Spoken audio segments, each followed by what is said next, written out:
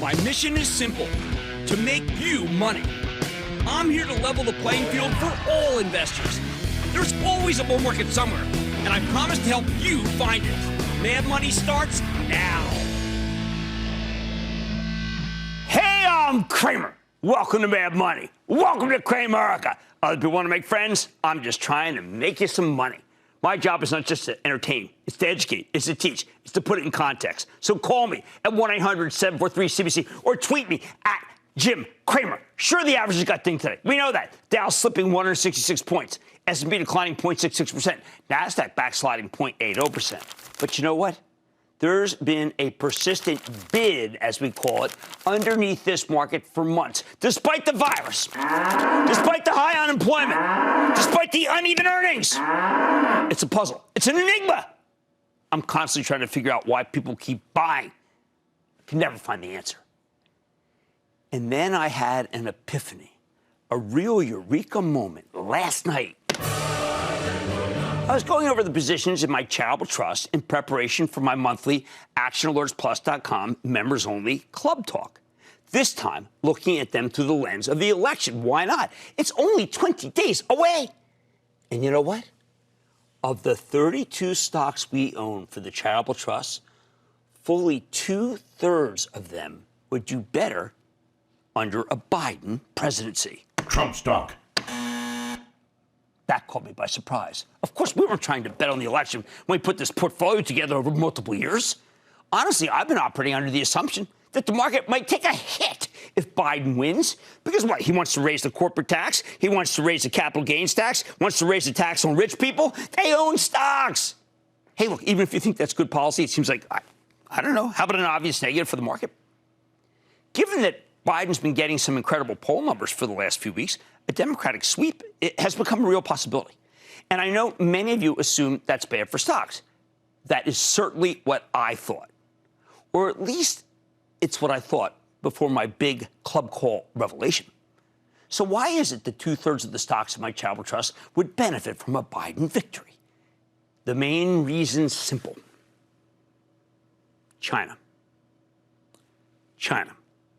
Let me tick them down, starting with Apple.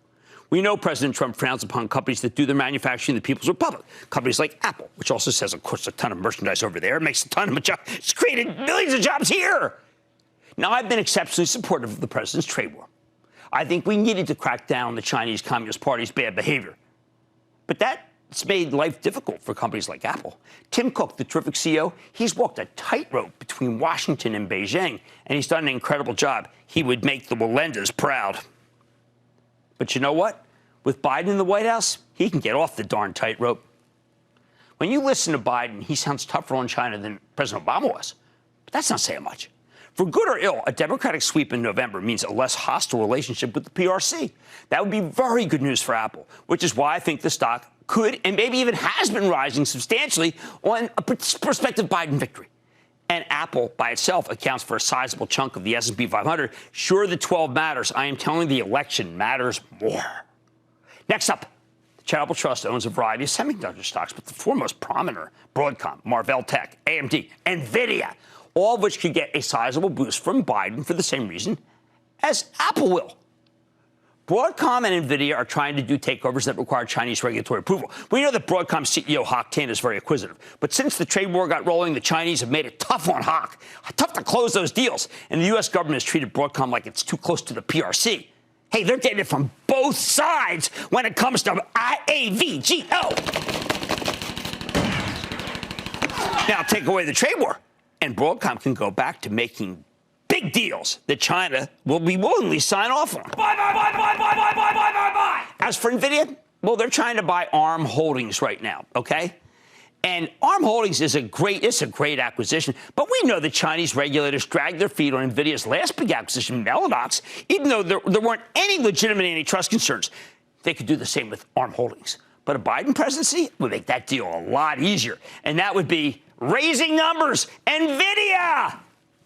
AMD makes some phenomenal chips, and there's immense demand from China. But with Trump in the White House, the Chinese government's more likely to throw a ton of resources into competing with AMD. A Biden administration, though? Oh, you ratchet back the trade war. I think they'll have different priorities. Definitely. Marvell Tech is a fabulous 5G play, but they lost a lot of business when President Trump banned Huawei from buying American-made components.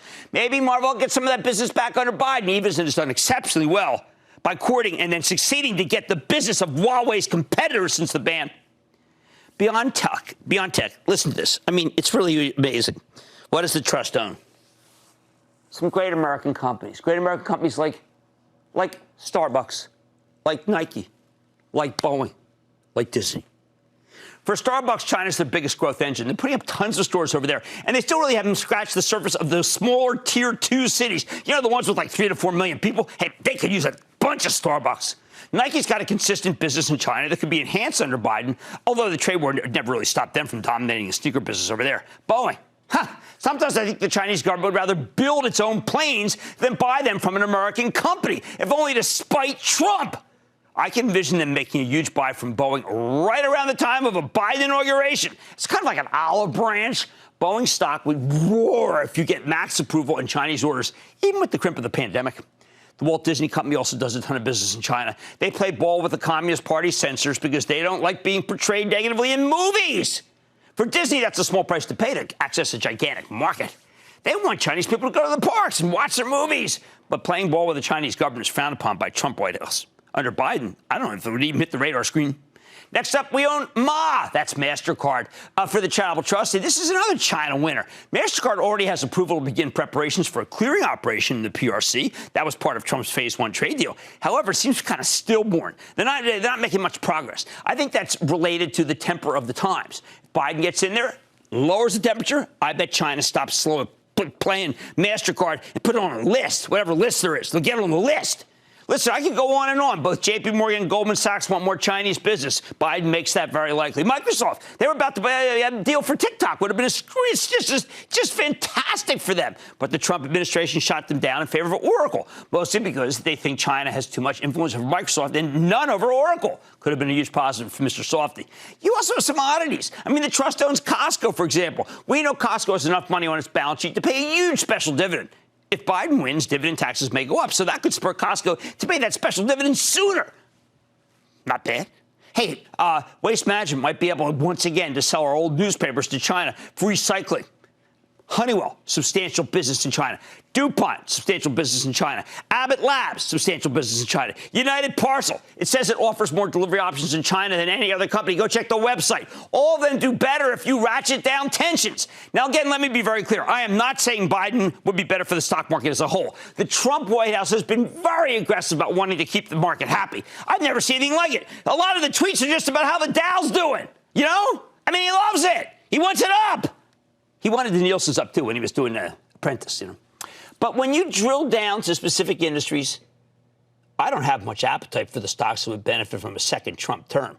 Stocks like the uninvestable coal industry, the oil industry, the gas industry. Uninvestable, regardless of what happens in Washington.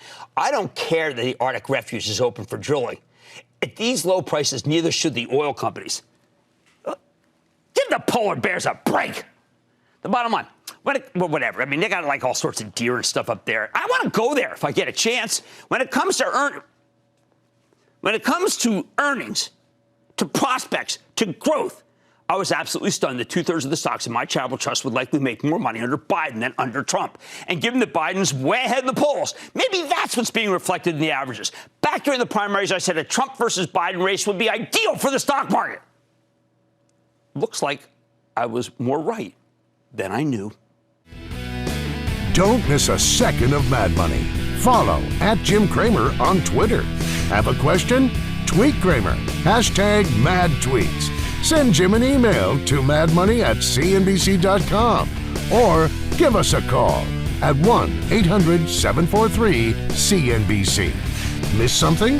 Head to madmoney.cnbc.com. Shepard Smith here. Thanks for watching CNBC on YouTube.